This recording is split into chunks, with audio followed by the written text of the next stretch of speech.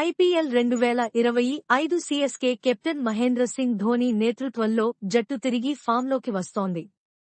లీగ్లోని 30వ మ్యాచ్లో Chennai super kings, Lucknow super జెయింట్స్ను 5 వికెట్ల తేడాతో ఓడించింది. ఇది ఈ సీజన్లో సీఎస్కేకు రెండో విజయం. ఈ గెలుపులో ధోనీ 11 బంతుల్లో 26 పరుగులు చేసి మ్యాచ్ను ముగించి ప్లేయర్ ఆఫ్ ది మ్యాచ్గా నిలిచాడు. అయితే ఈ విషయంలో శివం దూబేకు అన్యాయం జరిగినట్టు పలువురు భావిస్తున్నారు. 76 పరుగుల వద్ద 3 వికెట్లు కోల్పోయిన సమయంలో దూబే క్రీజులోకి వచ్చి 37 బంతుల్లో 43 పరుగులు చేసి అజేయంగా నిలిచాడు. క్లిష్ట సమయంలో జట్టును చక్కదిద్దిన అతని ఇన్నింగ్స్ కీలకంగా మారింది.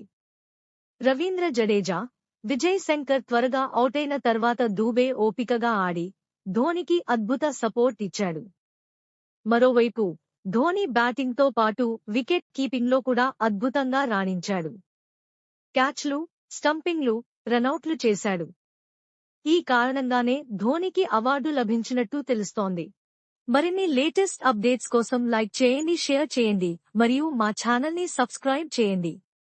థాంక్యూ.